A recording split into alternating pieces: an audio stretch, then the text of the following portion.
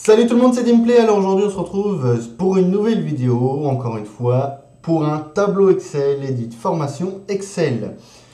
Aujourd'hui on va voir la validation de données d'un classeur.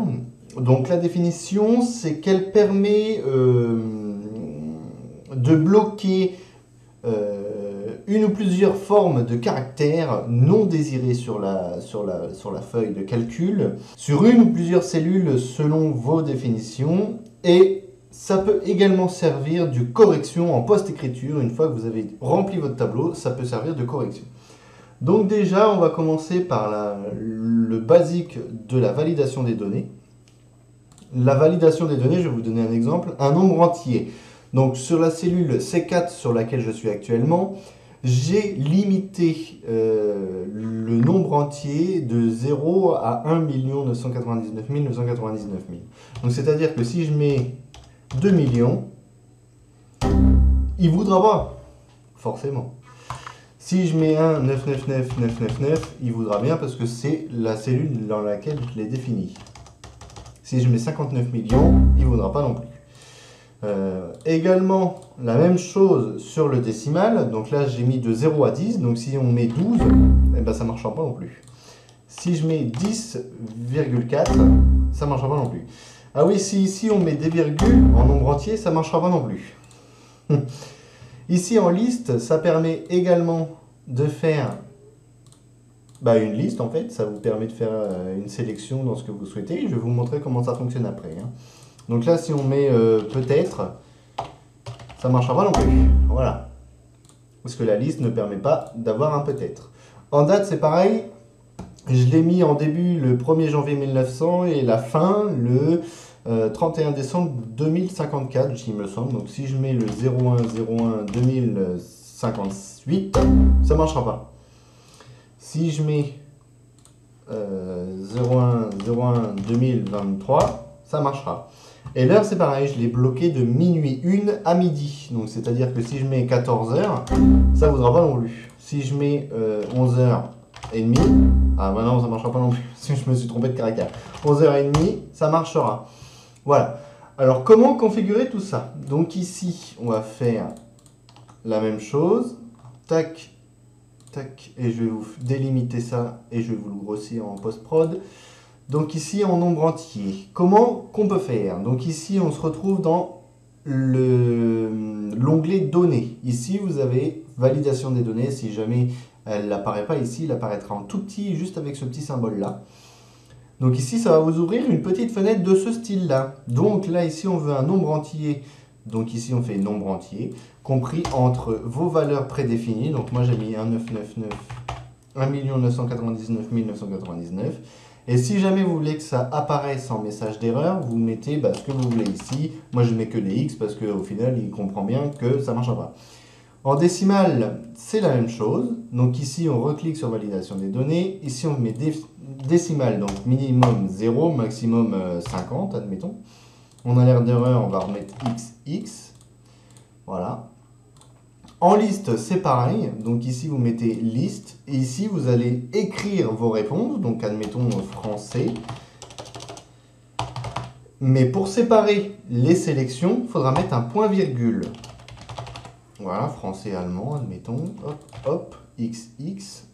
Voilà. Donc là, ça vous fait apparaître une petite flèche qui va faire apparaître un menu déroulant. Donc là, la date.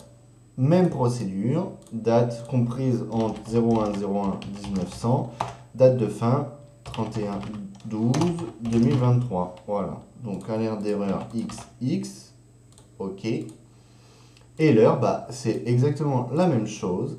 Hop, donc minuit 1 jusqu'à 13h30. Voilà.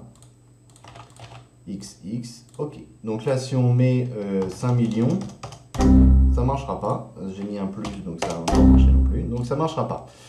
En décimal, j'ai mis jusqu'à 50, donc si je mets 51, ça ne marchera pas non plus. Si je mets 50,1, ça ne marchera pas non plus. Si je mets 49,5, ça marchera. En liste ici, donc nous allons avoir français et allemand que nous avons préalablement configurés. En date, j'ai mis 31 12 2025, ça ne marchera pas parce que j'ai mis 31 12 2023. Et l'heure, si je mets 13h30, ça ira. Si je mets 11h, ça marchera aussi. Si je mets 15h50, ça marchera pas. Et voilà. Ah, il ne faudra pas me lâcher. Donc, ça nous c'est terminé pour la définition des contrôles de cellules immédiats. Maintenant, on va passer à la correction.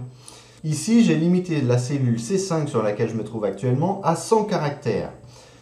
Donc, si jamais ça dépasse les 100 caractères, il va rien se passer parce que là, j'ai mis en correction. C'est-à-dire que là, c'est une longueur de texte. On va plutôt être sur une correction en post-écriture du tableau Excel. Mais il peut également être aussi en contrôle immédiat, c'est-à-dire vous interdire directement de mettre au-delà de 100 caractères. Donc là, effectivement, j'ai séparé les deux parce que ici, ça va vous bloquer les 100 caractères. Ici, ça ne va pas les bloquer, mais vous allez voir après ce qui va se passer. Donc là, je colle une centaine de caractères. C'est-à-dire, hop, et tout caractère confondu. C'est-à-dire que ça peut être des hashtags, des dièses, des apostrophes, des 1, des chiffres, des lettres, ça prendra en compte.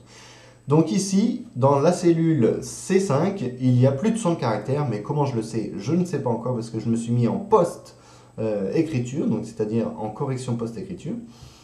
Donc soit vous allez le faire le contrôle manuellement, c'est-à-dire que vous allez cliquer sur un bouton, soit vous allez le faire en macro, et là on va passer sur une autre catégorie de vidéo, parce que je pense que je vais pouvoir en refaire, parce que c'est trop long.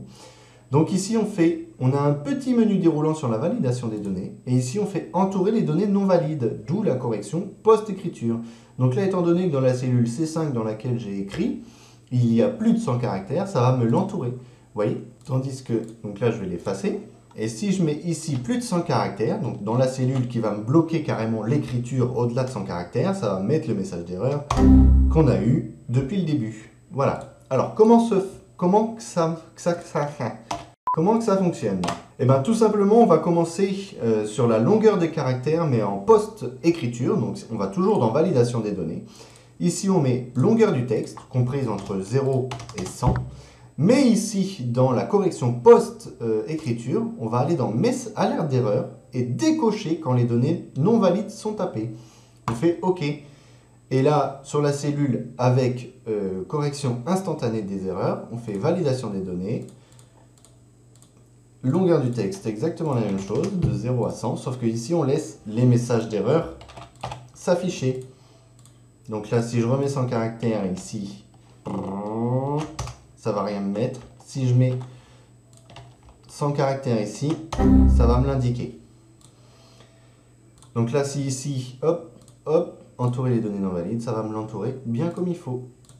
Voilà, sur ce, c'est déjà la fin de cette vidéo. Je vous remercie de l'avoir suivi. Abonnez-vous, likez, commentez et ciao!